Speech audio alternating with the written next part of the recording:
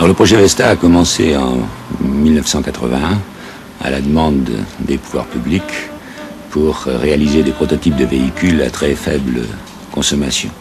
Il s'agissait de faire des prototypes de véhicules consommant moins de 3 litres au 100. Renault a mis en place un programme de recherche de longue haleine avec une équipe pour diriger le projet et bien sûr la participation de tous les spécialistes du bureau d'études.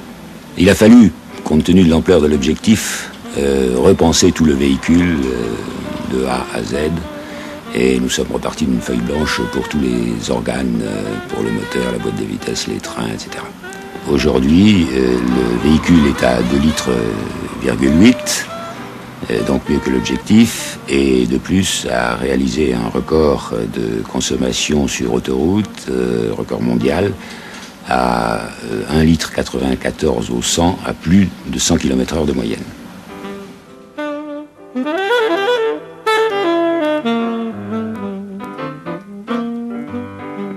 Ce record s'est passé au mois de juin de 1987 dans des conditions de circulation normales, départ le matin vers 6 heures du péage de Bordeaux, un peu de vent, un peu de pluie, mais rien de particulièrement spécial.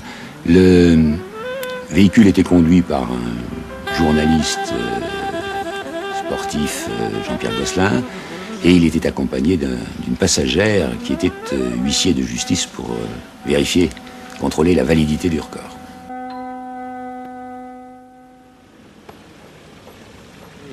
Ah ben, vous avez là Vesta 2 qui a fait ce fameux record de consommation.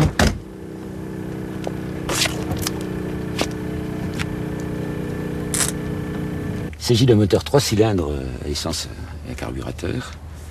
Les autres caractéristiques de ce véhicule sont une suspension pneumatique à correction d'assiette en fonction de la vitesse, un aérodynamisme très poussé avec un CX de 0,19 et tout ça sur un véhicule qui est une vraie voiture transportant 4 personnes et leurs bagages. La suspension pneumatique de Vesta peut faire une excellente suspension pour un véhicule de haut de gamme.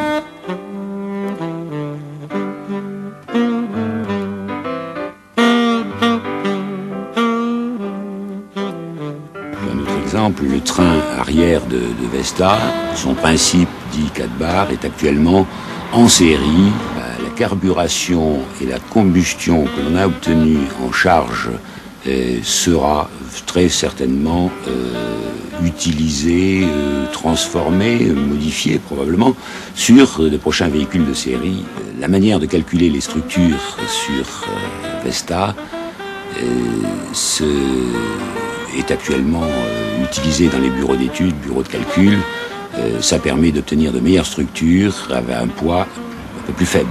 La somme de connaissances acquises à propos de Vesta va avoir des retombées sur la conception de la plupart de nos véhicules.